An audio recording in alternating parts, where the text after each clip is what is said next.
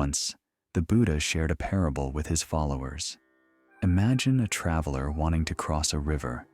He finds a tree, builds a raft from it, and successfully reaches the opposite bank. Now he faces a dilemma: leave the raft on this bank or carry it with him. The Buddha asked his students, which, in their opinion, would be more appropriate, to leave the raft or drag it along? The students answered, leave it, as it is no longer needed. The Buddha nodded in agreement and said, so it is with my teachings. They are necessary to cross the river of life, but you should not become attached to them as if they were a raft. This metaphor reveals the very essence of Buddhism. The Buddha never insisted on blind faith and did not proclaim his doctrine an immutable dogma. He merely offered means that help one move along the path. But even these means should not become a burden. This parable teaches that any doctrines are merely tools, not the final destination. But who was the one who first pointed out this path? Who gave the world Buddhism? Siddhartha Gautama, who later became known as the Buddha, was neither God nor a visionary. He was an ordinary man of flesh and blood, a prince who renounced his destined fate.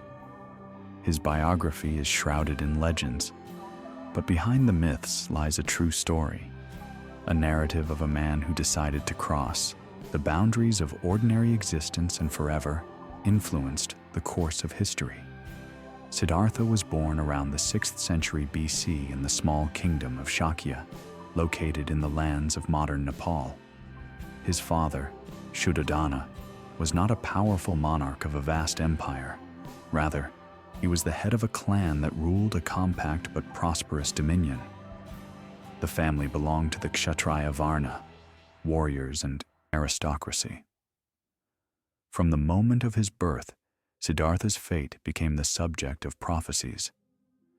Legend has it that sages predicted that the boy would become either a powerful ruler or a spiritual mentor who would transform the world. Siddhartha's father chose the first path and decided to protect his son from everything that could awaken in him a desire for spiritual pursuits.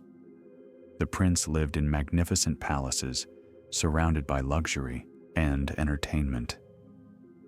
In order for him not to know about the sorrows of the world, his servants were carefully selected, and he was not allowed to leave the palace grounds.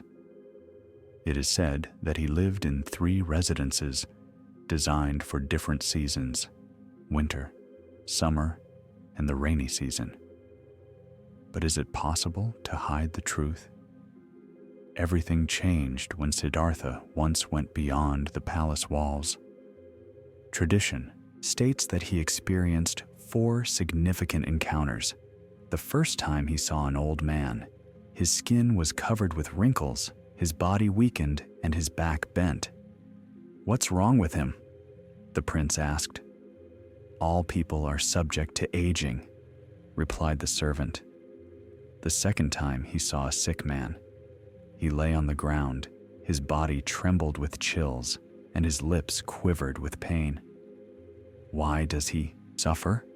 Siddhartha asked again. "Anyone can get sick," said the servant. The third meeting was even more terrifying. He saw a dead man. People were weeping, mourning his body, preparing it for the funeral pyre. "Does everyone die?" asked the prince. "Yes, death is inevitable," came the answer. The fourth meeting sparked a new question in him. He noticed a monk walking with a peaceful expression. In his eyes, there was no fear of old age, illness, or death. Then Siddhartha realized that his world, full of pleasure and splendor, was just an illusory veil hiding the true nature of life. This legend seems overly idealized, but it contains a grain of truth. In the 6th century BC, India was going through a period of spiritual upheaval. In society, there were many religious movements, teachings about the soul, ritual practices, and forms of asceticism. Brahmin priests taught that salvation was attainable only through the performance of complex rituals and sacrifices. However, even at that time, thinkers and hermits were emerging who sought truth beyond the confines of traditional beliefs. Siddhartha was an intellectual of his era, a young man who did not want to accept the world as it was painted by priests and elders. His departure was not a spontaneous act. Rather, it was the result of prolonged doubts and reflections. According to one version, the last straw was the birth of his son, Rahula. When he heard the news of the birth of his child, he said, "This is a new attachment, a new knot." The name Rahula itself translates as chain or fetters. Siddhartha probably realized that now he was even more firmly connected with the world from which he sought to withdraw. One night, he made an irreversible decision. While everyone in the palace was asleep, he saddled his horse Kanthaka, bid farewell to his wife Yashodhara with a glance, without disturbing her sleep, and together with his devoted servant Channa, left the residence. Reaching the river, he cut off his long hair, which served as a symbol of his princely status, and gave his kshatriya garments to a beggar. Now he became a wandering ascetic, and his search had only just begun. Many consider Siddhartha's story a myth, but archaeological evidence confirms that he was a real historical figure. In Lumbini, his birthplace, ancient inscriptions have been found, confirming the existence of this principality. And in the cities where he led his wanderings, Kapilavastu, Bodh Gaya, Rajagriha, ancient monastic structures dating back to his time have been found. There is even the first written mention of the Buddha, found in the edicts of Emperor Ashoka, carved on columns in the 3rd century BC. In them, Ashoka calls the Buddha the Great Teacher, confirming that he lived several centuries earlier. But who was this man? Where did he go, leaving the palace? And how did he manage to find a path that transformed the lives of millions? Next, we will follow his path to enlightenment and the trials he overcame before becoming the Buddha. In India of the 6th century BC, there prevailed a complex hierarchical social structure based on the caste system. It was a world where a person's status was determined from birth and was almost impossible to change. The 4 main varnas, Brahmins, Kshatriyas, Vaishyas, and Shudras, formed a strict social structure in which each group had its own responsibilities, rights, and limitations. At the top of the social ladder were the Brahmins, representatives of the priestly class, keepers of wisdom, and experts in the Vedas, sacred texts that defined religious rites, moral norms, and the structure of the universe. The Brahmins managed sacrifices, performed complex Vedic rituals, and were the main intermediaries between deities and people. They also served as mentors, teachers, and legislators, prescribing religious standards to society. It was believed that the Brahmins served as a link between the heavenly and earthly worlds, and their authority was justified by divine origin. However, by the 6th century BC, their dominance began to be questioned by a part of society. Rituals became more complex, religion became convoluted, and spiritual searches took on an increasingly individual character. The next varna was the Kshatriyas, warriors and rulers. Their duty was to protect the state, manage society, and wage wars. They possessed significant power, but in the spiritual and religious spheres, they were inferior to the Brahmins, depending on the priestly class, since it was the Brahmins who performed coronation ceremonies and confirmed the divine origin of their power. Nevertheless, among the Kshatriyas, there were those who questioned the absolute authority of the priests, and some of them, like the Buddha, began to seek truth outside the framework of traditional doctrines. The Vaishya Varna included merchants, farmers, and cattle breeders. They were materially secure and played an important role in the economy, but did not possess military or spiritual power. Their position in society was determined by the obligation to support the Kshatriyas and Brahmins, pay taxes, and donate a portion of their income to religious needs. The lowest rung was occupied by the Shudra Varna. It included peasants, artisans, servants, and workers. Their lives were subject to the performance of work considered unclean or low. Shudras had no right to study the Vedas, could not independently practice religion, and were completely dependent on their masters. Outside this system were the Chandals, who were later called untouchables. They performed the most difficult and despised work: cleaning waste, burning the bodies of the dead, and leather crafts. It was believed that any interaction with them defiled a representative of the higher Varnas. By the 6th century BC, the social structure of India was extremely rigid. But at the same time, a spiritual crisis was brewing in the country. Old beliefs based on rituals were losing their persuasiveness for many. Increasingly, people asked themselves questions: can enlightenment be achieved through sacrifices? Does the salvation of the soul depend solely on belonging to a certain Varna? Is it possible to overcome suffering without adhering to traditional paths? These reflections provoked the emergence of new philosophical schools, movements, and spiritual practices, among which Buddhism occupied a prominent place. Siddhartha Gautama grew up in this world, where he, as a representative of the Kshatriyas, was being prepared for military and administrative activities. However, he was not interested in battles and governance, but in finding an answer to the key question: why do people suffer? And is it possible to free oneself from this suffering? It was this idea that would lead him to the decision to leave the palace and begin a path that would forever change the history of India and the entire world. Siddhartha Gautama was heir to power, raised in luxury, and knew from a young age that he was destined to rule. However, the inner search that would one day lead him to enlightenment began not with philosophical inquiries, but with a deep personal shock. For him, the search for truth became not just a matter of curiosity or spiritual self-improvement, but a matter of life and death. Why is it claimed that Siddhartha lived in complete ignorance of suffering until the age of 29? His father made every effort to ensure that his son did not know about the existence of illness, old age, and death in life.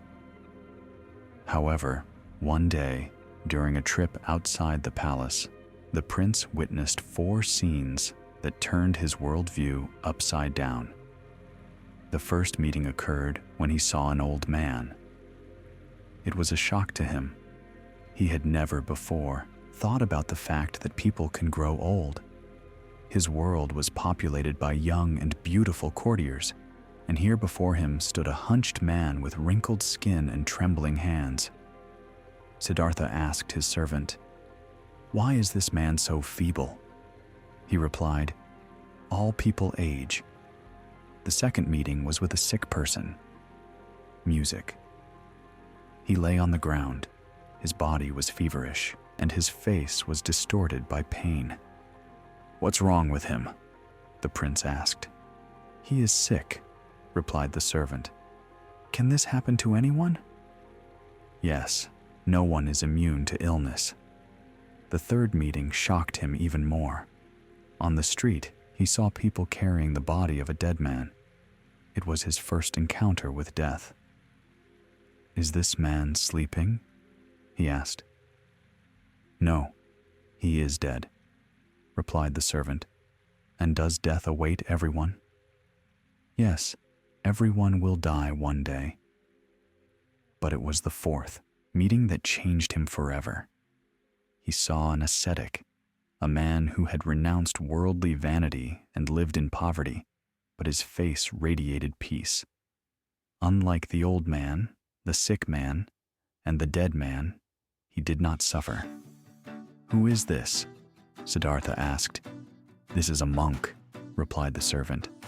"He has left his home to find the truth." These 4 meetings divided Siddhartha's life into before and after. For the first time, he realized that his wealth, power, and comfort would not protect him from aging, disease, and death. Everything that had previously seemed unshakable to him turned out to be transient and fleeting. But if suffering is inevitable, is there a way to free oneself from it? And if so, how to find it? This question haunted him. And now, no longer luxury or duty to his family determined his life, but a burning desire to find an answer. The search for truth became a matter of life and death for him, because he understood. Otherwise, life is just waiting for suffering. Siddhartha Gautama left the palace, but a difficult path lay ahead of him. In his search for truth, he turned to the most famous spiritual mentors of his time. In ancient India, there were many religious traditions, and almost all of them offered different methods of liberation from suffering. Brahmins, priests of the Vedic religion, taught that salvation of the soul was possible only through rituals, sacrifices, and adherence to caste precepts. Ascetics, on the other hand, chose a different path. They believed that truth is revealed through renunciation of the material world, through severe physical trials, fasting, deprivation, and solitude. Siddhartha tried both paths. He studied philosophy and religion with sages, but did not find answers to the questions that concerned him. Then he became an ascetic, tormented himself with hunger, meditated to complete exhaustion.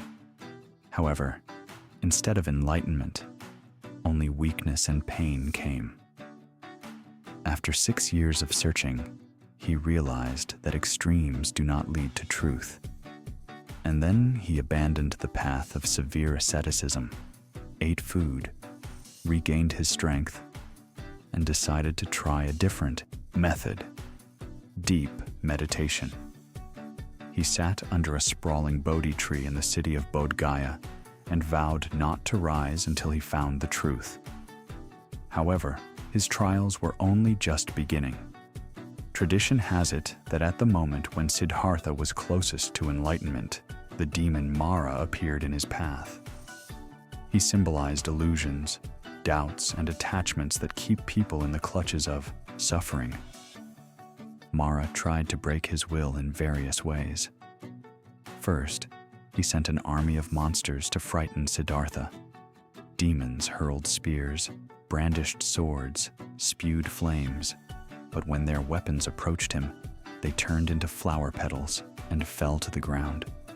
Then Mara decided to use another tactic. He sent his beautiful daughters, the embodiment of passions, to seduce him. They danced before him, their voices were sweet, and their movements were full of grace. But Siddhartha remained unmoved. He understood that desires are like a mirage, disappearing upon approach. Finally, Mara used his last trump card, doubts. He approached Siddhartha and asked, "Who will confirm that you have reached the truth? What right do you have to enlightenment?" At that moment, Siddhartha lowered his hand and touched the earth. It rumbled, acknowledging his victory. According to legend, the earth itself testified to his right to enlightenment. At that moment, Siddhartha reached nirvana. He saw life as it is, an eternal cycle of birth, aging, illness, and death. Every being is involved in an endless chain of rebirths, samsara. He realized that the cause of suffering is attachments, desires, fears, and illusions that hold the consciousness captive. But he also saw the path to liberation, renunciation of clinging to the transient, development of awareness, wisdom, and compassion. From that moment on, Siddhartha became the Buddha, the awakened one. He was no longer a prince, an ascetic, or a student. He became one who comprehended the nature of suffering and the path to liberation from it. After that, he spent 7 days in deep contemplation, pondering whether he should share his knowledge, because the path is difficult and the truth is subtle. But in the end, his compassion prevailed, and he decided to pass on the teaching to the world. Thus began a new stage, the preaching of Dharma, a path that changed the lives of millions. After attaining enlightenment, the Buddha pondered for a long time whether he should pass on his knowledge to others. He realized that the truth he had arrived at was difficult to understand. Most people live in the shackles of desires and attachments, chasing illusions, and it is difficult for them to accept that suffering arises precisely from this desire to cling to a world that is constantly changing. But he had great compassion within him. He understood that even if only a few were able to comprehend his teaching, it would still benefit the world. In the end, he made the decision to pass on his path to those who were willing to listen. First, he went to the deer park in Sarnath, where he had once lived with 5 ascetics. These people had once been his comrades in the practice of self-denial, but they had left him when he abandoned extreme asceticism, deciding that he had betrayed the path of true spiritual search. But now, seeing his peace and inner strength, they felt that he had gained something important. When the Buddha approached them, they initially intended to ignore him, but they could not. There was something in him that they had not seen before: absolute clarity and deep peace. He was no longer searching for truth. He knew it.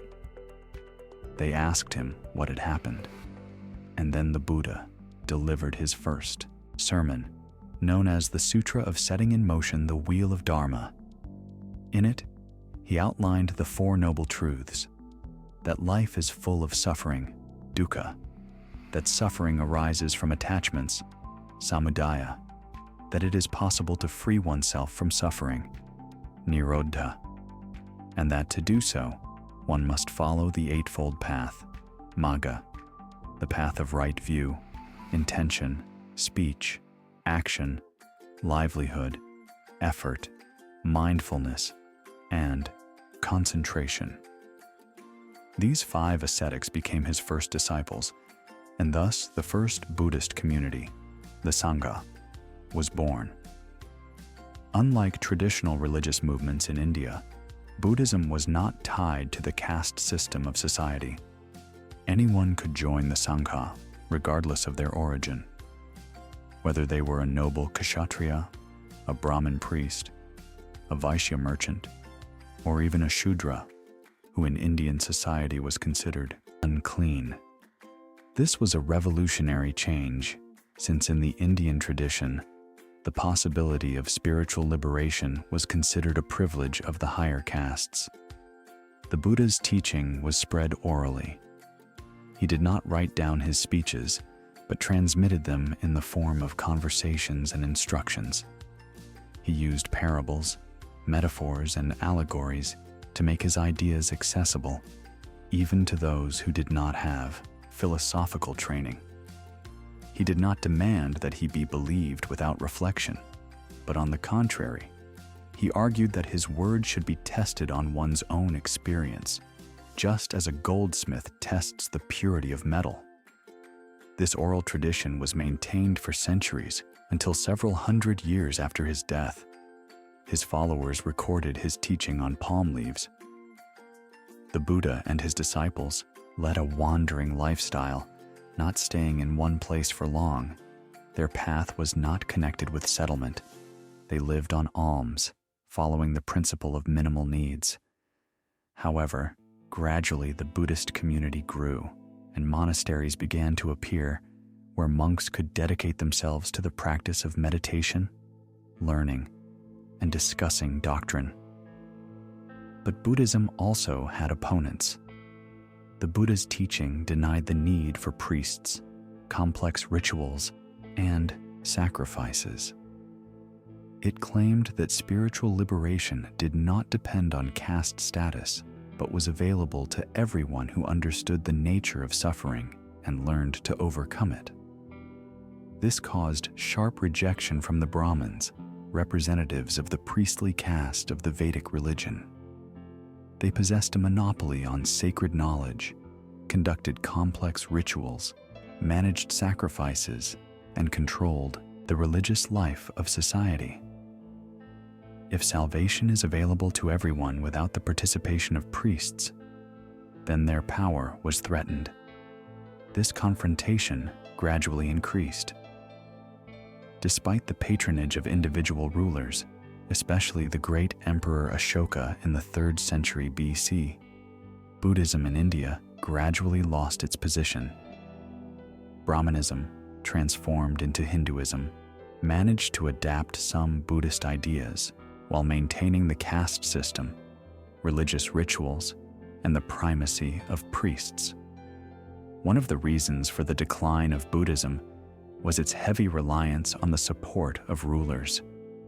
Buddhist monasteries thrived when they were favored by kings. However, as soon as a dynasty changed and the new ruler supported Hinduism, the monks were deprived of funding. As a result, by the 6th century AD, Buddhism was in a state of decline, and by the 12th century, it had practically disappeared in India, especially after the Muslim invasions, which destroyed monasteries and temples. But by that time, Buddhism had already spread throughout Asia. It took root in Sri Lanka, where one of the oldest schools, Theravada, has been preserved. It penetrated China, where it merged with Taoism and Confucianism, giving rise to the Chant school and then Japanese Zen. It was adopted in Tibet, where it absorbed elements of local shamanic practices and created a special tradition, Vajrayana. Even if Buddhism almost disappeared in its native India, it continued its existence outside its borders, becoming one of the most influential world religions. After the disappearance of Buddhism in India, its teachings continued to spread to other countries, transforming under the influence of local traditions and beliefs. In China, Buddhism encountered two powerful philosophical systems, Taoism and Confucianism. Confucianism emphasized a strict social hierarchy, respect for elders, and state order, while Taoism taught harmony with nature and spontaneity. Buddhism, upon entering China, adapted, incorporating elements of these teachings. For example, Chinese Buddhists began to pay special attention to the veneration of ancestors, which was an important part of the Confucian tradition, and also adopted the Taoist concept of emptiness and the natural flow of life. As a result, many Chinese schools of Buddhism appeared, among which Chant stood out. A teaching based on direct experience of truth through meditation and rejection of excessive texts and rituals. Chan masters often resorted to paradoxical statements and unexpected questions, koans, forcing students to go beyond habitual thinking. It was this direction that later penetrated Japan, where it became known as Zen. In Japan, Zen Buddhism had a huge impact on the samurai, the country's warrior class. The samurai saw in Zen the ideal teaching to help cope with the fear of death and achieve inner discipline. The practice of meditation allowed them to maintain focus in battle, and the idea of sudden enlightenment, satori, resonated with their understanding of the speed and decisiveness of action. It was Zen that shaped the famous philosophy of Bushido, the samurai code of honor, which combined steadfastness in the face of death, self-discipline, and respect for duty. Many samurai became followers of Zen, and Buddhist monks often taught them not only spiritual practices, but also the art of swordsmanship. In Zen monasteries, there were schools of fencing, calligraphy, and tea ceremony, each of which was transformed into a path to enlightenment through complete concentration and deep awareness. In Tibet, Buddhism took on a completely different form, incorporating elements of the local Bon religion and shamanic beliefs. Here, the unique Vajrayana school, or Tantric Buddhism, was formed, in which complex rituals, mantras, visualizations, and meditations played an important role. The central figure of Tibetan Buddhism became the Dalai Lama, the spiritual and secular leader of Tibet. In contrast to other countries where rulers only patronized Buddhist monks, in Tibet, the head of the Buddhists himself became the supreme ruler. According to the teachings of Tibetan Buddhism, the Dalai Lama is a reincarnation of the Bodhisattva Avalokiteshvara, a being embodying compassion. After the death of each Dalai Lama, monks begin the search for his new incarnation among children born shortly after his departure. It is believed that the child who is the new reincarnation must recognize objects that belonged to the previous Dalai Lama and demonstrate special spiritual wisdom.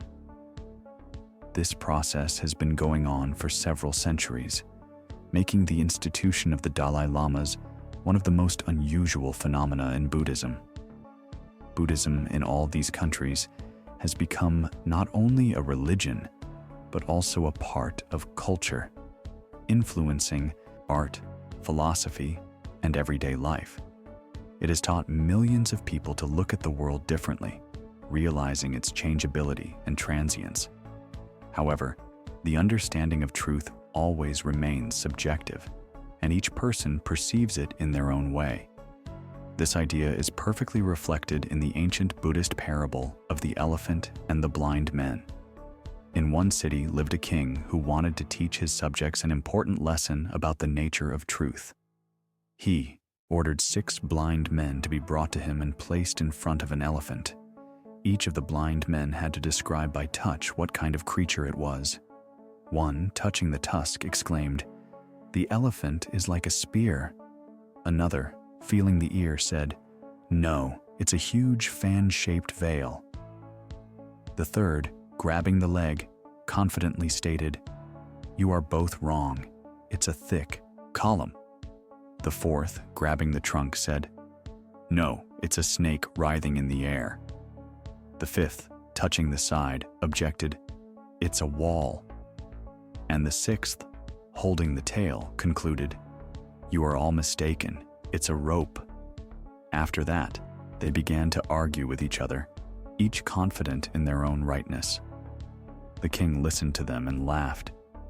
"You are all right and wrong at the same time," he said. "Each of you has learned only part of the truth, but no one has seen the whole picture." This parable illustrates the essence of the Buddhist view of the world. Truth is multifaceted, and each person perceives it depending on their experience and point of view. Similarly, Buddhism, having spread around the world, has taken different forms under the influence of local traditions, but at the same time has retained its essence.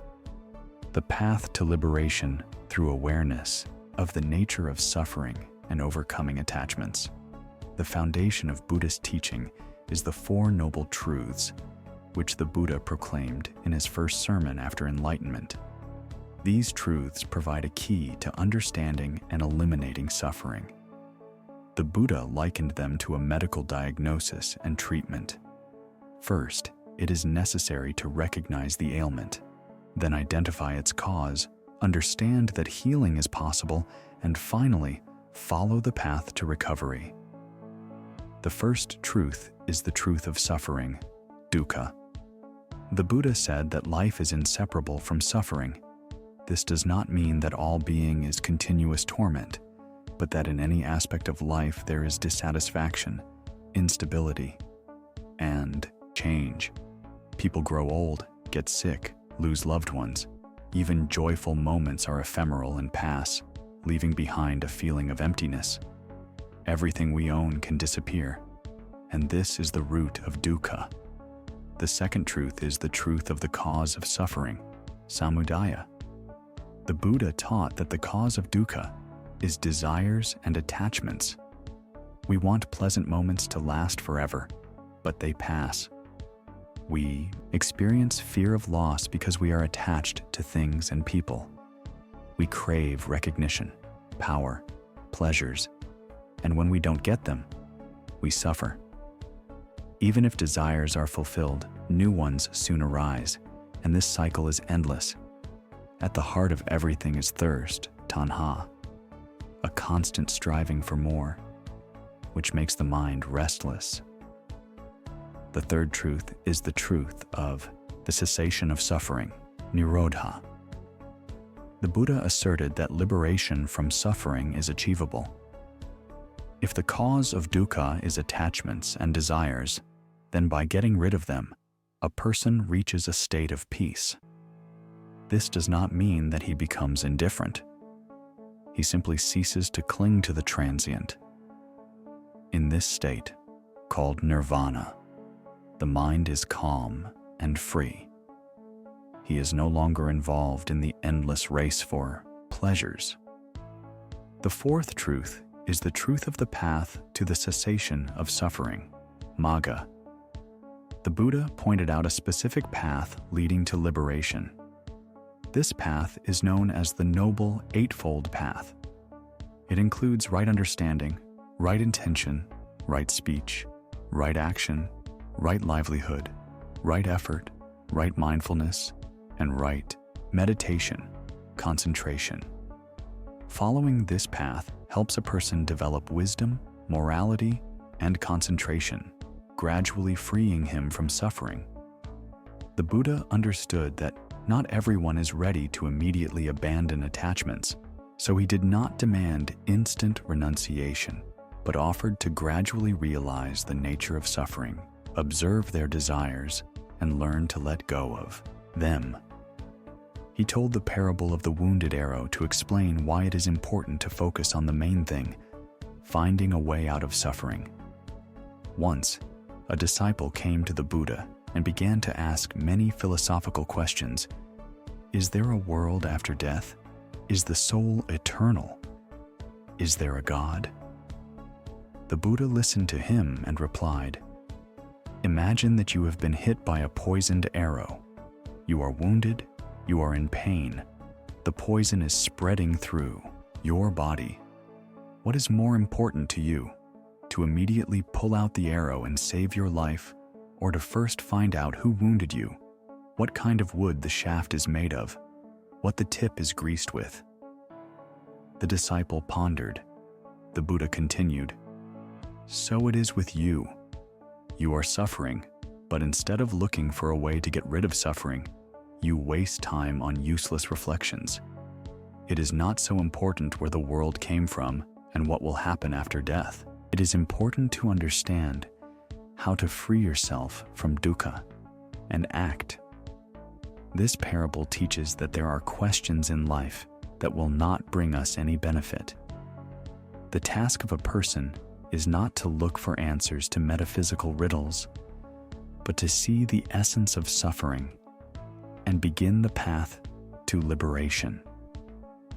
The Four Noble Truths and the Noble Eightfold Path are a practical guide that the Buddha left to those who seek genuine peace.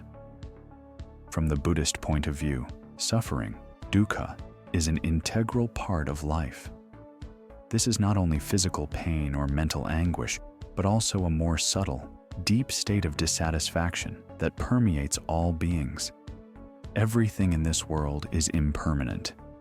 Our bodies age, loved ones leave, joyful moments pass, leaving behind emptiness.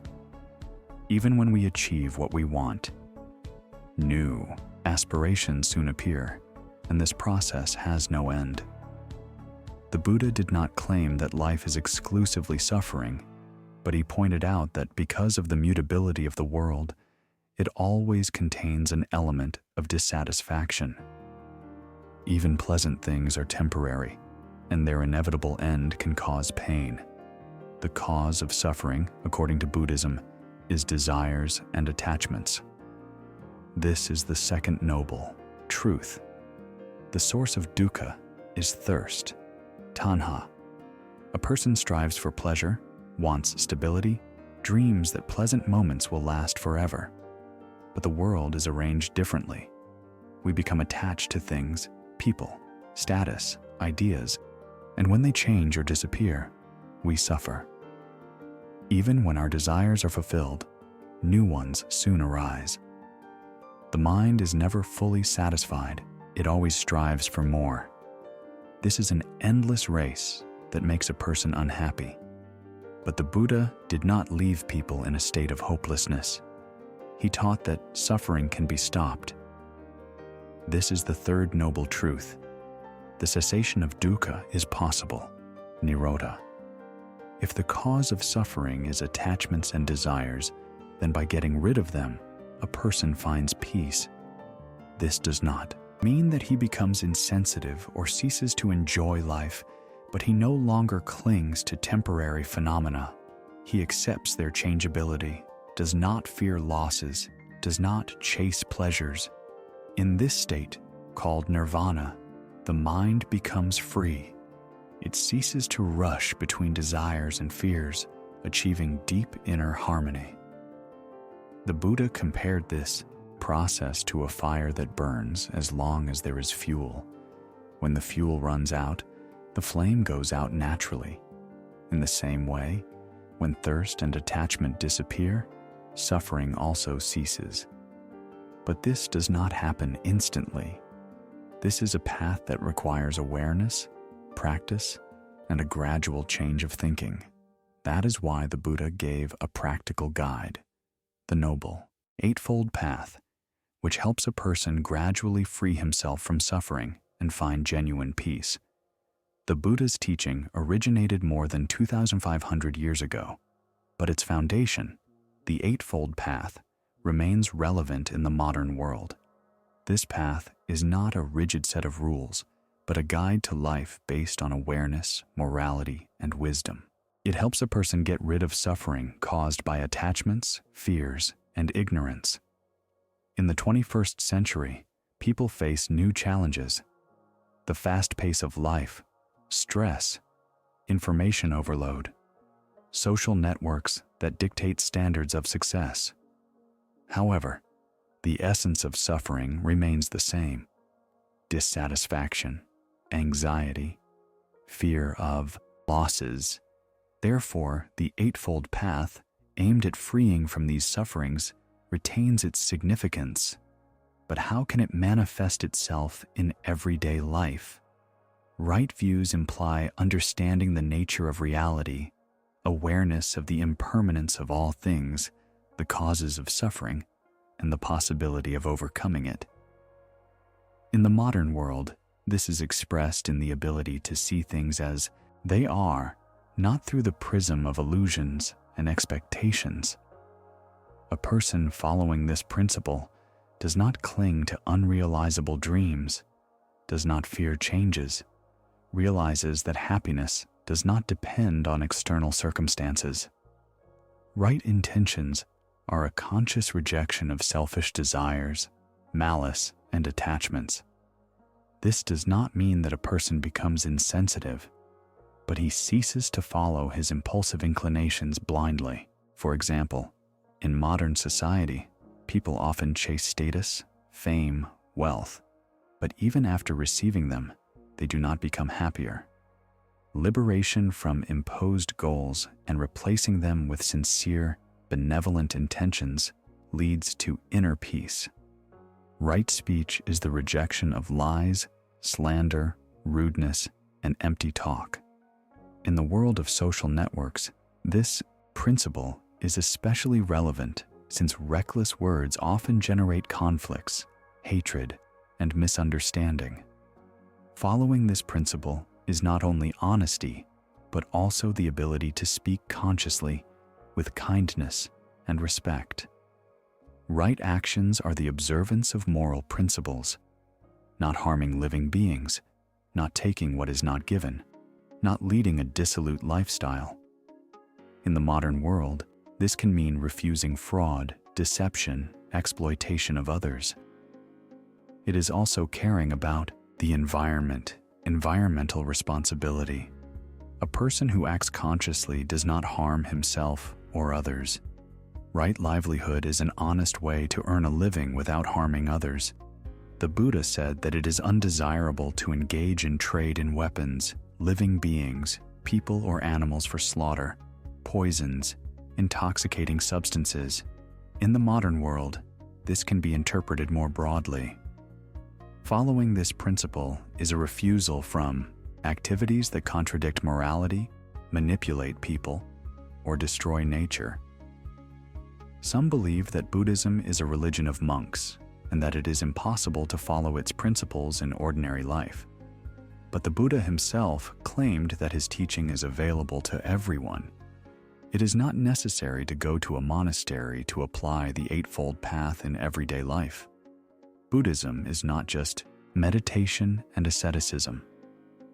It is a way of life based on awareness, wisdom, and virtue. An ordinary person can follow Buddhist principles in the family, at work, in communication with people. For example, he can practice awareness, noticing his thoughts, emotions, reactions, not succumbing to impulsive desires.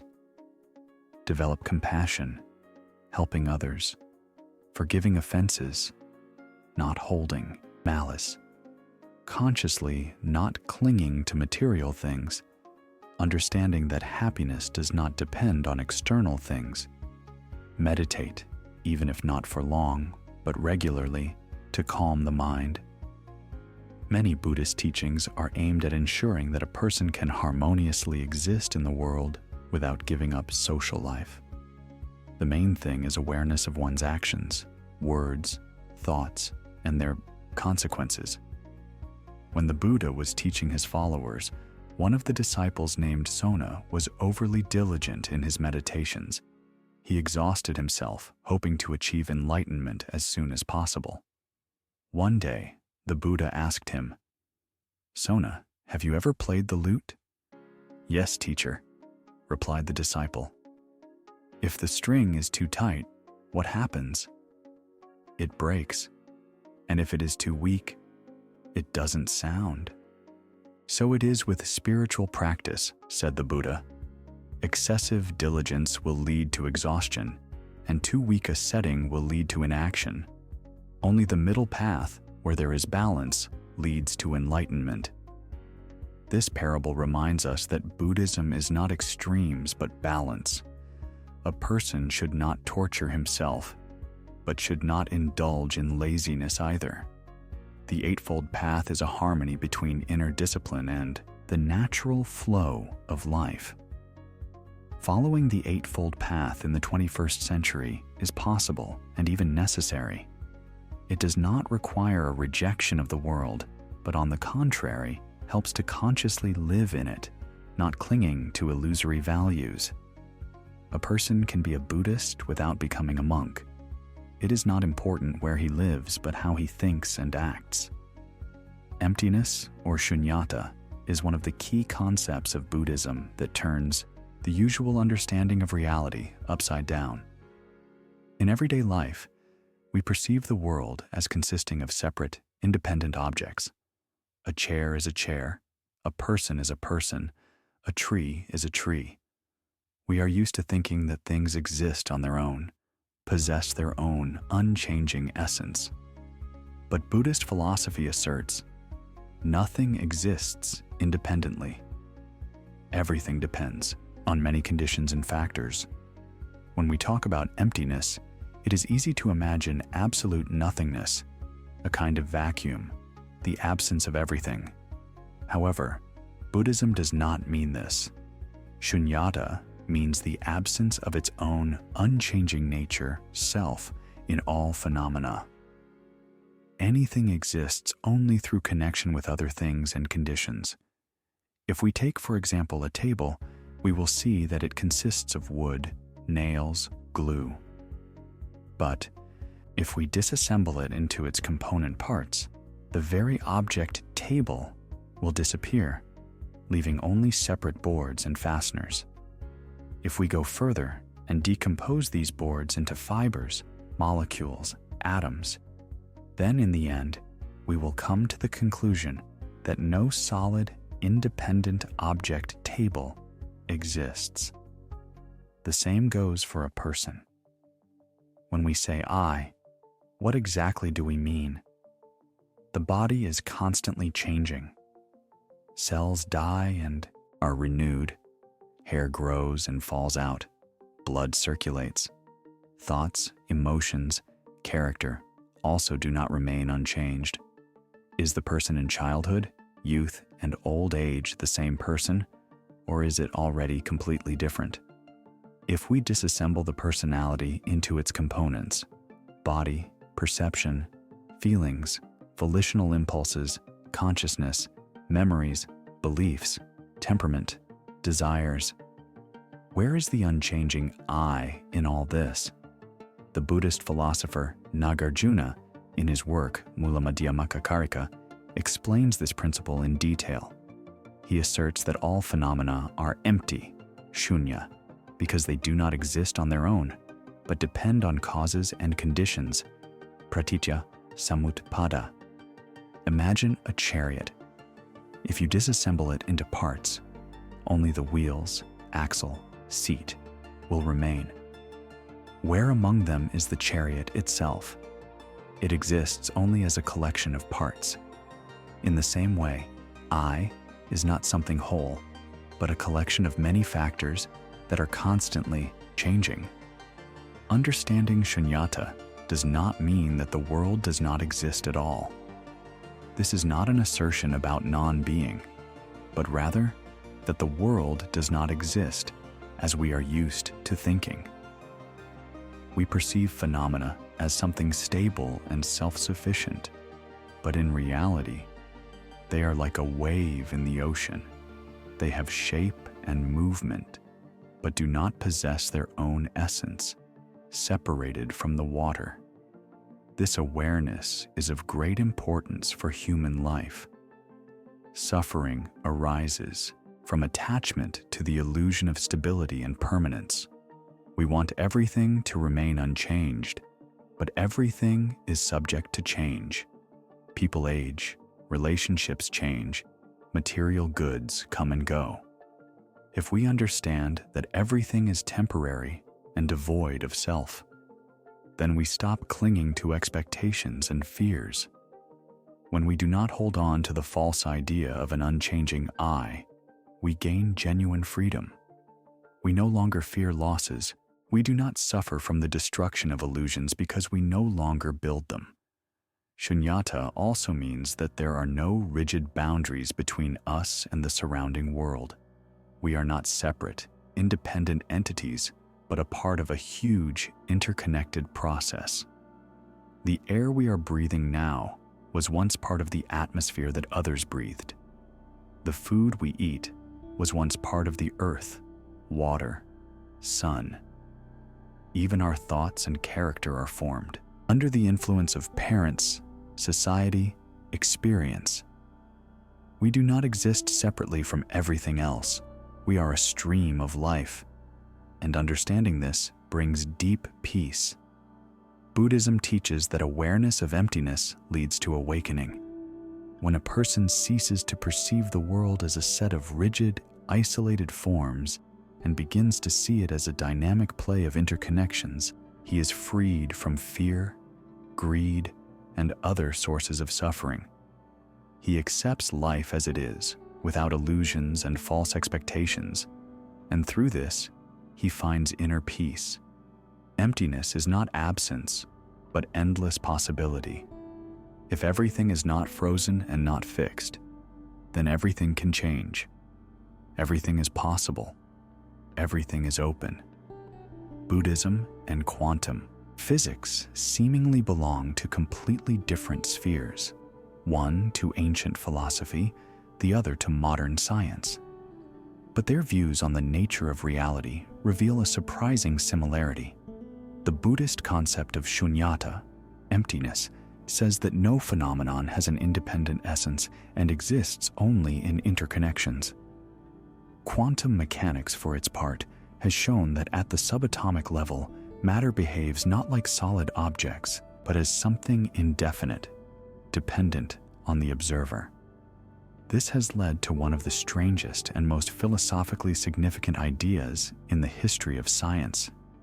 Reality is not a fixed structure, but something fluid arising in the process of interactions. In classical physics, the world was presented as a set of objects that can be accurately described. An apple falls from a tree due to gravity. Planets move in clear orbits. Every action has a clear consequence. However, quantum mechanics change this view. At the level of elementary particles, everything is different. Particles can be in several places at the same time. Their behavior depends on measurement, and the very idea of solid matter becomes conditional. Quantum mechanics was formulated at the beginning of the 20th century, when scientists were investigating the nature of light and matter. One of the most famous experiments that shook physicists is the double-slit experiment. Imagine that we take a source of electrons and pass them through an obstacle with two narrow holes. If we place a screen behind the obstacle, we will see how electrons create a pattern. In classical physics, it would be expected that electrons would pass through one of the slits, like small balls, and form two spots behind the holes. But reality turned out to be much more complex. Electrons passing through the slits created an interference pattern on the screen, alternating stripes, as if they were waves that passed through both slits simultaneously and overlap. This result means that a particle, before the moment of measurement, does not have a clear location, but exists as a superposition of many possible states. But what is even more surprising, if we install a detector to determine through which slit each particle passes, the interference pattern disappears and electrons begin to behave like ordinary particles, passing through only one slit. This discovery called into question the very idea of objective reality. Observation changes the result, which means that the state of particles before measurement cannot be considered something fixed. This is reminiscent of the Buddhist view of reality. In Buddhism, the teaching of emptiness, sunyata, says that things do not exist on their own, but manifest depending on conditions and perception. This idea can be explained through an ancient parable. A student asked a Buddhist teacher, "What is reality?"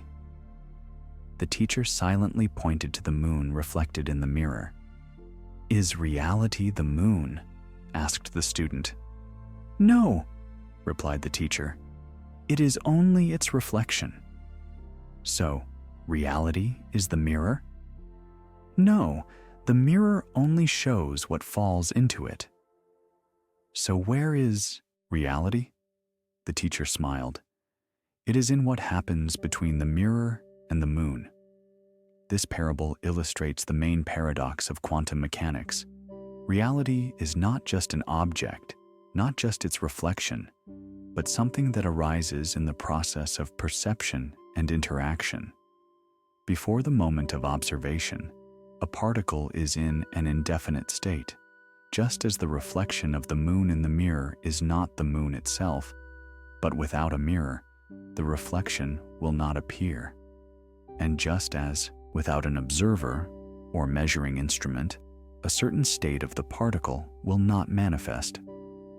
In the 20th century, physicist John Wheeler proposed the concept of a participatory universe, according to which the very fact of observation shapes reality. There are even interpretations of experiments, for example, the delayed choice experiment, showing that a choice made in the present can affect how a particle behaved in the past. This raises the question, does an objective reality exist at all, independent of our perception? Buddhist philosophy claims that it does not. Reality does not have a solid, unchanging structure, but is a flow of interdependent phenomena. We are used to thinking that the world consists of clear objects, but in reality, everything in it is temporary, changeable, and devoid of independent existence. For example, a person is not an unchanging entity, but a combination of body, thoughts, emotions that are constantly changing. If you disassemble a personality into its components, memories, beliefs, desires, wherein all of this is the unchanging I. Quantum physics confirms this at a fundamental level. Particles, the basis of matter, exist as a multitude of possibilities until they interact with something else. Likewise, Buddhist emptiness, sunyata, says that everything exists only depending on conditions and perception. These ideas are not just theoretical. They can change our perception of the world. We suffer because we cling to the illusion of stability, to material things, to relationships, to our personality. We are afraid of change because we believe in the strength of reality. But if we understand that everything is temporary, that no one thing exists on its own, we gain freedom. Awareness of this is like awakening. As the Buddha said, nothing has independent existence. But that is precisely why everything is possible. Reality is not frozen but fluid, and that is its beauty. Everything is not fixed, which means everything can change. The world is not a solid structure, but an infinite field of possibilities open to perception. Buddhism is not just a religion, but a deep philosophical system that offers a person not dogmas, but practical tools for life. That is why, even after 2,500 years, its ideas remain relevant in the modern world, where stress, uncertainty, and the constant race for success have become the norm. Buddhism helps to look at your life differently, find inner balance, and gain freedom from unnecessary suffering. One of the key ideas of Buddhism is mindfulness, being here and now. We often live either in the past, remembering grievances and regrets, or in the future, worrying about what might happen.